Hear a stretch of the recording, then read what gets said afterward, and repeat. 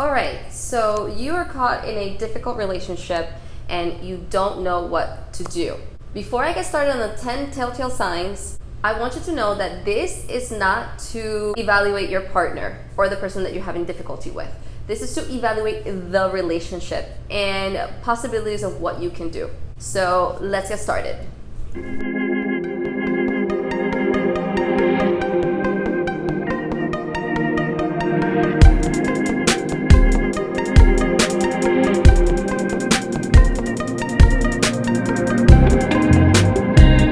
Number one, your partner is constantly blaming you for everything that goes wrong. Everything seems like it's your fault. Huge sign of a narcissistic relationship. Number two, you feel manipulated. This is the part where we start to get used to the abuse, because what that is psychological abuse. You should never feel that way. We should never be in relationships where we feel manipulated. We should be in relationships where we feel a sense of honesty. Both people bringing honesty to the table. Number three, you have to constantly drop your plans or change them in order to make your partner happy. Because you know that if you choose yourself first, your partner is going to have a fit, or that person is going to have a fit with you. And so you're constantly people pleasing this person.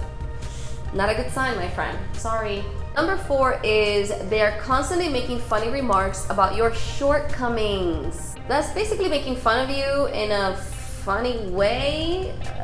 I don't know. Number five, I want you to think about this. You feel more anxious, less confident than when you first started in the relationship. I want you to backtrack.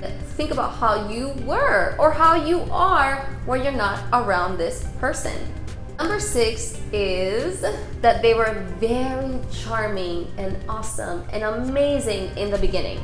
And so you might be holding on to the idea that they'll be like that again, but it's probably been a few years, few long months since they were charming like that. Number seven is that if you actually decide to speak up about the disrespect that is happening within that relationship, that they'll actually create a fuzz.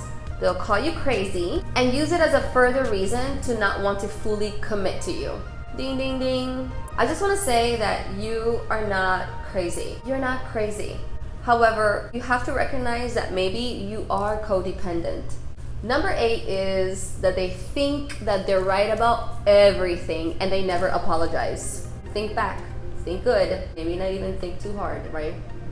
Number nine is that they panic when you try to break up with them. When you even mention the threat of leaving the relationship, they actually act as if they will die without you. That, my friends, is not love at all whatsoever. Another thing that they do is that they buy you. They buy you presents, they buy you gifts, they give you that thing that they've been withholding from you. Yeah. And number 10, when you show them that you're really done, all of a sudden they go crazy and they lash out at you. Okay guys, these are the super high 10 telltale signs of being in a narcissistic relationship. By the way, it takes two people to tango. So it's never anyone's fault, it's actually both of your fault. It's their fault for having probably a personality disorder, and it's your fault for handling it and staying there with the psychological abuse. Know that you cannot change anyone that has narcissistic personality disorder.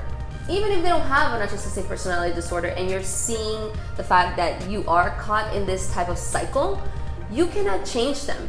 You cannot love them enough to change them. And there's nothing that you can change within yourself to meet their expectations and really make them happy. Because the truth is that if nothing makes them happy, if nothing pleases them about you or what you do, it's not you. You have to understand that they will never be in tune with you. They will never be empathic to your experiences, and you will always feel empty after an interaction with them when you're trying to speak up and tell them about your feelings. In other words, you're never gonna win this battle. When you really let that sink into your system and forgive yourself for letting yourself fall into this cycle, you will finally have the strength to leave. Because the truth is that dysfunctional relationships are actually the norm. And we actually tend to stay in these types of unhealthy relationships way longer than we should, thinking that that person is gonna leave, thinking that they will change. The best advice that I can give you is that you really and truly have to work on your self-worth and what it is that you truly want to bring into your life. You will see that that type of relationship just does not match with your goals. The hardest step is actually waking up and leaving the relationship, whether it is a work relationship, whether it is a parent relationship, or whether it is a romantic relationship. We need to have the strength to get up and go, because nothing's gonna change. And you're only holding yourself back from the life that you truly deserve.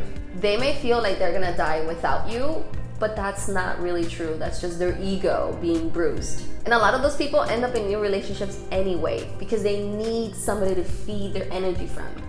All right, guys, another awakening video for you all. Be sure to check out the rest of my videos on awakening psychic abilities, self-love, and just manifesting your best life. I'll catch you guys next time. Follow me on my socials if you want to get closer to me, and good luck with everything. Bye.